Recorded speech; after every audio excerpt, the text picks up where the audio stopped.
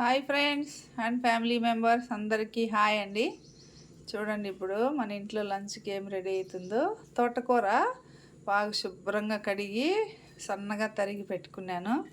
ఇదిగోండి, ఒక పెద్ద ఆనియన్ కట్ చేసి పెట్టుకున్నాను. గార్లిక్ దంచి పెట్టుకున్నాము. ఇప్పుడు మనము తోటకూర ఫ్రై ఎలా చేద్దామో చూద్దాం రండి. ప్రాసెస్ చూద్దాం రండి. ప్యాన్ పెట్టుకున్నాను, స్టవ్ వెలిగించుకున్నాము. ఇప్పుడు ఆయిల్ వేసుకున్నాము. ఆనియన్ వేయడానికి సరిపోతుంది, ఎక్కువ ఆయిల్ ఏం అవసరం ఉండదు. ఆయిల్ హీట్ ఎక్కనిద్దాం. ఆయిల్ హీట్ ఎక్కిపోయింది. ఇప్పుడు ఆవాలు వేసేద్దాము.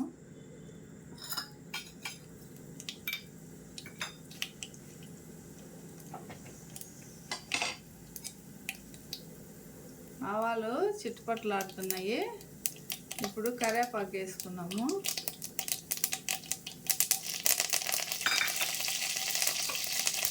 ఇప్పుడు సన్నగా కట్ చేసి పెట్టుకున్న ఆనియన్స్ వేసుకున్నాము.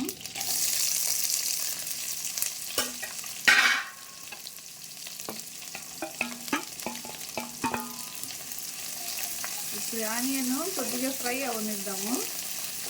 మరి గోల్డెన్ కలర్ అంత అవసరం లేదు. చూడండి, ఆనియన్ ఫ్రై అయినాయి. ఇప్పుడు దంచి పెట్టుకున్న తెల్లగడ్డలు వేసేద్దాము.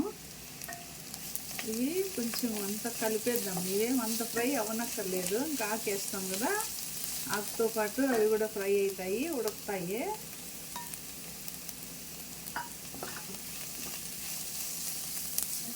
ఇవి ఒక 1 minute 2 minutes ఉండిద్దాము.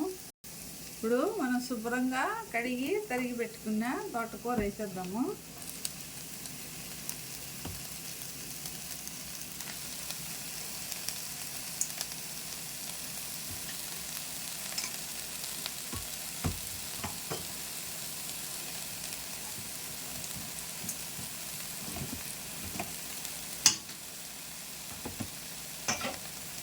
ఎంత మిక్స్ చేద్దాము. ఫ్లేము మీడియం పెట్టుకున్నాము. ఇప్పుడు బాగా కుక్ అవుతుంది. అంతా కలిపేద్దాము.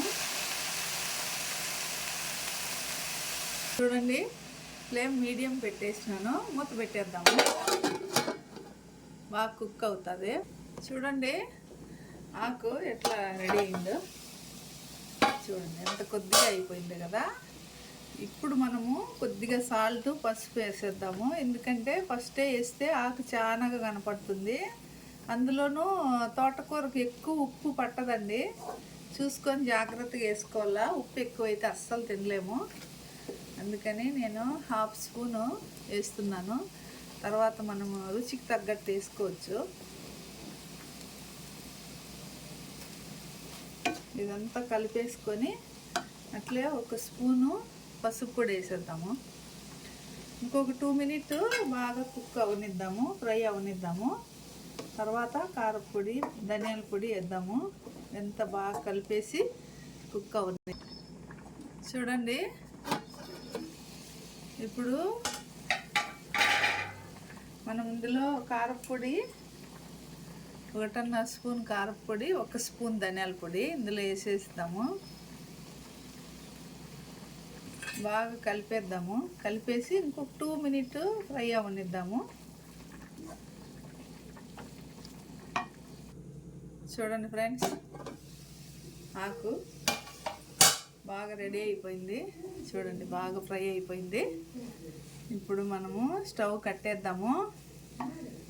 చూడండి, ఈ పొడి శనగ్గింజల పొడి, దీంట్లో ఏం లేదు, ఓన్లీ శనగ్గింజలు వేయించి పొడి కొట్టి పెట్టుకుంటాను నేను. ఇందులో వేసేద్దాము. తాలింపు బాగా కమ్మగా ఉంటుంది. అంతా కలిపేసేసి దించేయడమేనండి, రెడీ అయిపోయింది తాలింపు. అంతేనండి, చాలా ఈజీ తోటకూర ఫ్రై. బాగా శుభ్రంగా కడగాల దీన్ని, ఆకులే ఒలుచుకున్నాము. చాలా బాగా వచ్చింది, టేస్టీగా. చూడండి, సూపర్గా వచ్చింది. చూడండి, పెనుము నిండా ఆకు ఎంత తక్కువైందో. చాలా బాగా వచ్చిందండి టేస్ట్. మీకు కూడా వీడియో నచ్చినట్లయితే లైక్ చేయండి, షేర్ చేయండి, సబ్స్క్రైబ్ చేసుకోండి. Bye bye.